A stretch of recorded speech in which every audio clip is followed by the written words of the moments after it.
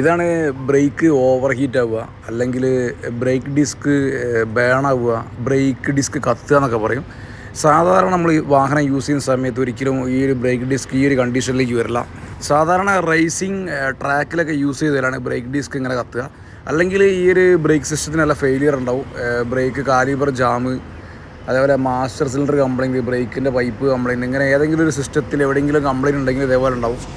ഇതേപോലെ brake disc ചൂടായിട്ട് തണുക്കുന്ന സമയത്ത് അതിൻ്റെ ഒറിജിനൽ പൊസിഷൻ നഷ്ടപ്പെടാനുള്ള ചാൻസ് ഉണ്ട്. അങ്ങനെ ഈ ഒരു ബ്രേക്ക് ജഡറിങ്ങും വേറെ പ്രശ്നങ്ങളൊക്കെ ഉണ്ടാവാൻ സാധ്യത കൂടുതലുണ്ടാവും. വാഹനം വർക്ക്ഷോപ്പിൽ കയറ്റുന്ന സമയത്തൊക്കെ നമ്മൾ കറക്റ്റ് അവരോട് ബ്രേക്കിൻ്റെ കണ്ടീഷനൊക്കെ കറക്റ്റ് ചെക്ക് ചെയ്യാൻ പറയാം. ഈ ഒരു ബ്രേക്ക് ഷൂ, അതേപോലെ ബ്രേക്ക് പാഡിൻ്റെയൊക്കെ കണ്ടീഷൻ, ഡിസ്കിൻ്റെ കണ്ടീഷനൊക്കെ കറക്റ്റ് ചെക്ക് ചെയ്യാൻ പറയാം. ബ്രേക്ക് എന്ന് പറഞ്ഞാൽ പ്രധാനപ്പെട്ട ഒരു ഘടകം കേട്ടോ. ഇപ്പോൾ ആക്സിലേറ്റർ ഇല്ലെങ്കിൽ വാഹനം ഓടില്ലാന്നുള്ളൂ, ബ്രേക്ക് ഇല്ലെങ്കിൽ വാഹനം നിർത്താൻ കഴിയാത്തൊരു സിറ്റുവേഷൻ വരും. അത് ലേശം ഡേഞ്ചർ ആയിട്ടുള്ള സിറ്റുവേഷനാണ്. ഇപ്പോൾ ബ്രേക്കിൻ്റെ കാര്യത്തിൽ നമ്മൾ വിട്ടുവീഴ്ചയൊന്നും പാടില്ല, കറക്റ്റ് ചെക്ക് ചെയ്യുക.